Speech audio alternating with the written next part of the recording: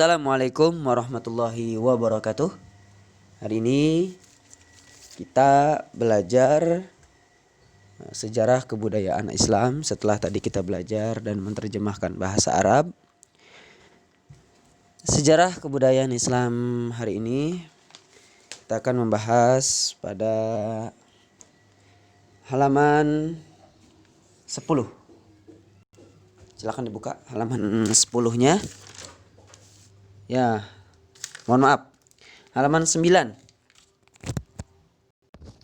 Dibuka halaman 9-nya. Yang C, kondisi sosial dan mata pencaharian masyarakat Arab. Nah, di sini nomor 1 kita akan belajar tentang kondisi sosial dulu. Kondisi sosial masyarakat Arab. Masyarakat Arab yang termasuk golongan penduduk desa disebut Arab Badui. Lihat di garis bawahi kalau perlu ya. Masyarakat Arab yang termasuk golongan penduduk desa di pelosok-pelosok itu namanya Arab Badui. Mereka hidup berpindah-pindah atau nomaden. Oleh sebab itu mereka tidak mengenal peraturan ya, karena kalau mereka berpindah-pindah tempat pasti peraturannya akan berbeda. Jadi mereka tidak mengenal satu peraturan. Penduduk Arab Badui tidak memiliki tradisi membangun kerajaan. Hal ini disebabkan karena mereka hidup selalu berpindah-pindah. Hanya satu kerajaan yang berhasil dibangun oleh masyarakat Arab Badui, yaitu kerajaan Kindah. Yaitu dari tahun 480 sampai 529 Masehi. Nah, itu di garis bawahi. Satu-satunya kerajaan yang dibangun oleh masyarakat Arab Badui adalah kerajaan Kindah. Oke, diingat ya. Kerajaan Kindah adalah kerajaan pertama yang berdiri dengan hukum kabilah. Rajanya yang pertama bernama Hajar Akil Al-Minar. Di garis bawahi Hajar Akilnya. Ada tuh ya, Hajar Akil Al-Minar. Cucunya yang bernama Harits bin Amr berhasil meluaskan pengaruhnya ke Hirah. Akan tetapi tak lama setelah itu kerajaan ini hancur. Itu kerajaan yang pertama, kerajaan Kindah. Sekarang kerajaan yang kedua, kerajaan Ma'in dan Qotban. Kerajaan Ma'in dan Qotban adalah dua kerajaan yang hidup pada suatu masa. Kedua kerajaan ini merupakan kerajaan tertua yang pernah ada di Arab.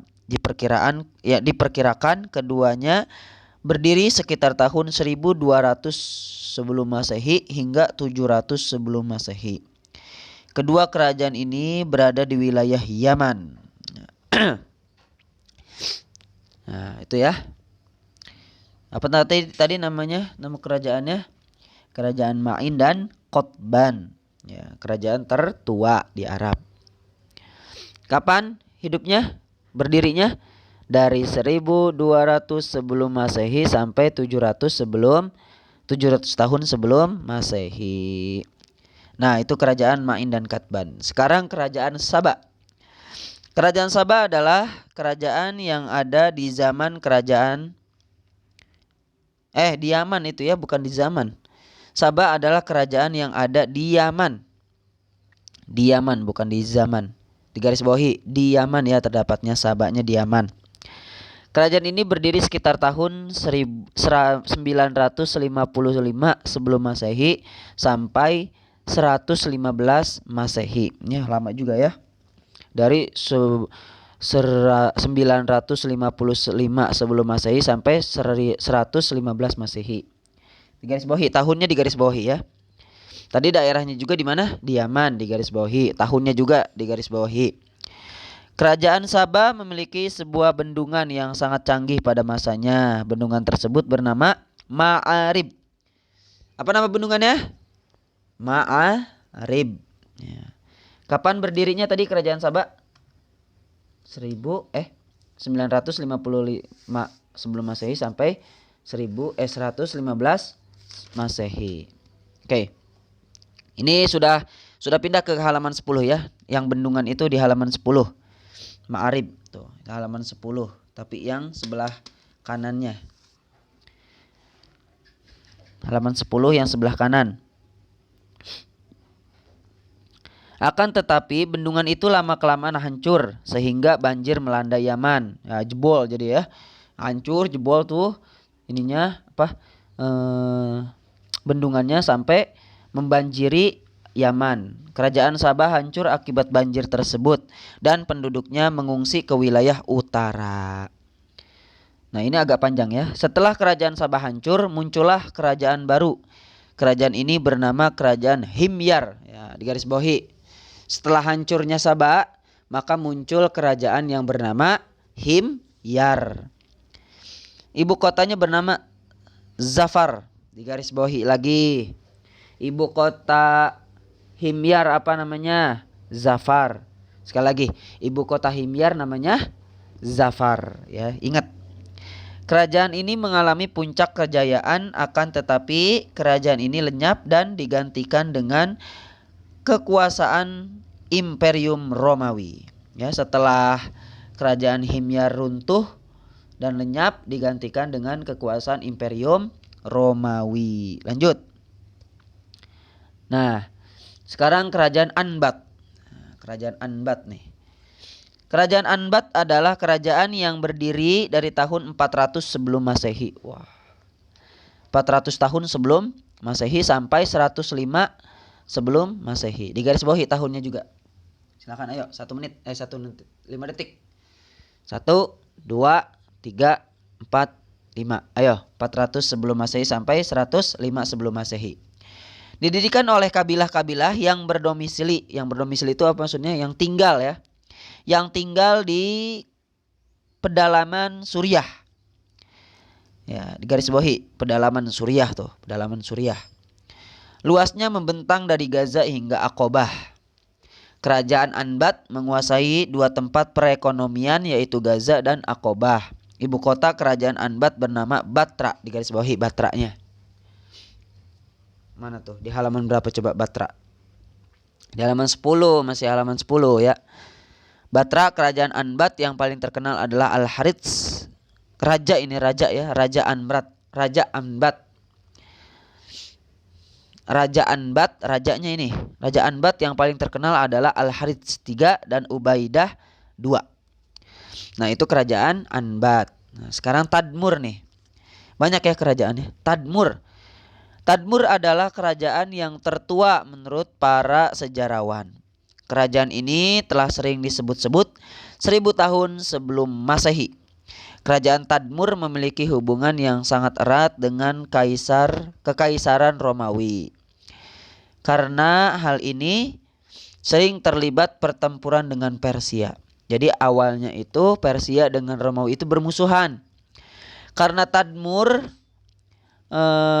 berteman atau bersekutu dengan Kekaisaran Romawi, makanya Tadmur pun sering mengalami pertempuran dengan Persia ya. Pada saat Tadmur dikuasai Adina, mereka berhasil mengalahkan Persia. Sepeninggal Adina, Tadmur dipimpin Zanubia. Oke. Ingat-ingat tuh. Awalnya siapa tadi? Yang memimpin Adina. Terus setelah Adina meninggal, Tadmur dipimpin oleh Zanubia. Oke, itu kerajaan Tadmur. Sekarang Hirah.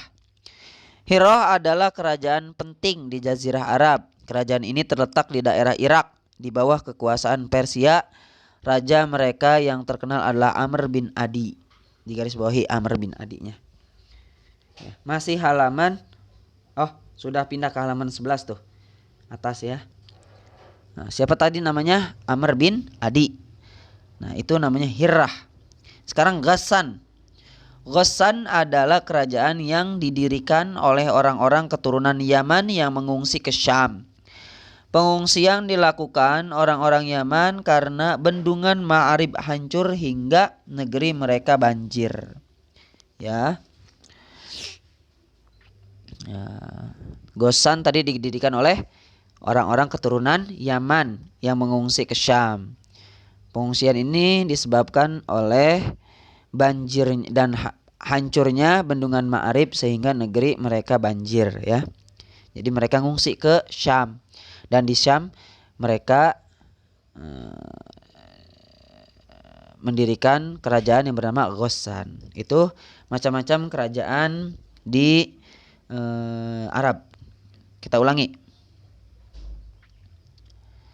Kita ulangi tadi, kerajaan apa aja? 1. Kerajaan Kindah. 2. Kerajaan Ma'in dan Qotban. 3. Kerajaan Sabah. Nah, keempat, setelah Sabah hancur digantikan oleh Imperium Romawi. Nah, terus kerajaan Anbat, terus Tadmur, terus Hirah dan Ghassan. Lanjut.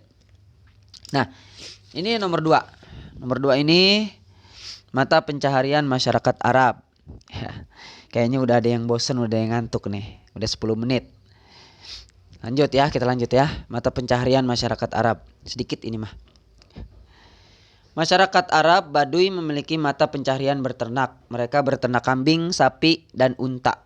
Adapun masyarakat Arab perkotaan memiliki mata pencaharian berdagang. Kalau Baduy, apa mata pencahariannya? Berternak kalau Baduy. Kalau masyarakat Arab yang tinggal di kota, mata pencahariannya adalah berdagang.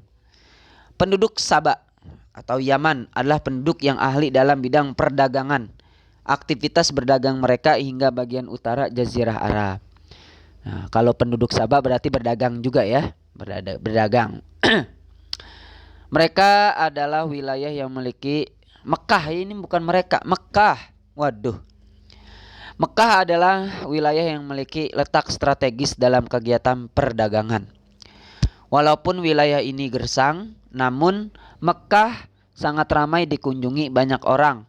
Hal ini dikarenakan terdapat satu bangunan yang agung, yaitu Ka'bah. Jadi Mekah ini walaupun tandus, gersang, panas, maka akan tetapi Mekah ini ramai dikunjungi orang-orang banyak karena Mekah ini terdapat bangunan sejarah, yaitu bangunan Ka'bah ya. Sehingga daerah ini menjadi daerah strategis. Maka dulu tuh pada zaman jahiliyah di sekitar Ka'bah itu banyak orang-orang yang melakukan proses perdagangan ya. Lanjut. Kaum yang tinggal di sekitar Ka'bah adalah suku Quraisy. Di garis bawah itu suku Quraisy. Mereka merupakan suku yang dipercaya menjaga Ka'bah. Kaum Quraisy memiliki keahlian berdagang yang baik. Sama suku Quraisy juga mata pencahariannya adalah berdagang. Para pedagang Quraisy biasa membawa dagangannya dari pasar-pasar Sana'a dan dari pelabuhan Oman. Di garis bawahi Sana'a dan Omannya. Ya. Tuh, Sana'a dan pelabuhan Oman. Oke. Dagangan itu berupa minyak wangi, kayu gaharu. Minyak wangi dan kayu gaharu. Itu di garis bawahi juga. Mereka berdagang minyak wangi dan kayu gaharu. Mereka juga membawa dagangan berupa kain sutra, kulit senjata, dan logam mulia. Nah, logam mulia itu seperti perak ya, emas. Barang-barang itu dibeli dari pelabuhan Yaman. Ya, dari mereka membeli di pelabuhan Yaman dan setelah itu dibawa dagang ke pasar Sana'a dan pelabuhan Oman. Belinya di mana? Belinya di Yaman. Didaganginnya di mana? Di pasar Sana'a dan pelabuhan Oman. Mereka memasarkan benda-benda tersebut ke Basra dan Damaskus. Ya, garis bawahi boleh ke Basra dan Damaskus. Sepulang dari Damaskus, mereka membelanjakan hasil dagangannya. Mereka membeli gandum, benda-benda hasil kerajinan tangan, minyak zaitun, biji-bijian, kayu, dan barang-barang dari kaca. Barang-barang itu diperdagangkan kembali di daerah lain. Jadi ketika tadi mereka berdagang, terus hasilnya itu dibelikan barang-barang lagi. Seperti biji-bijian tadi, kayu, barang-barang kaca. Dan setelah itu ketika mereka sudah membeli itu, mereka menjualnya lagi ke daerah yang lain. Jadi seperti itu. Orang-orang Quraisy mengadakan perdagangan 2 kali pada setiap tahunnya. Nah, ini yang harus diingat. Mereka mengadakan perdagangan ke Yaman pada musim dingin, dan adapun pada musim panas mereka mengadakan perdagangan ke Syam. Pada musim dingin kemana? Ke Yaman. Pada musim panas ke Syam. Ya, ingat.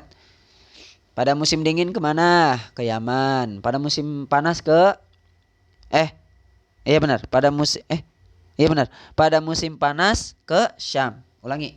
Pada musim dingin ke Yaman, pada musim panas ke Syam. Dengan perdagangan ini, suku Quraisy pun menjadi orang yang kaya materi dan rohani.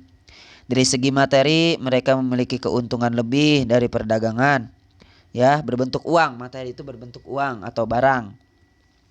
Dari segi rohani, mereka mendapatkan berbagai pengetahuan tentang politik, sosial kemasyarakatan, dan kesastraan yang sangat berpengaruh dalam kehidupan masyarakat Arab.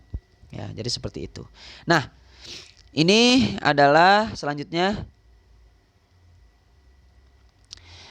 adalah orang-orang yang berhasil dalam mata pencaharian berdagang.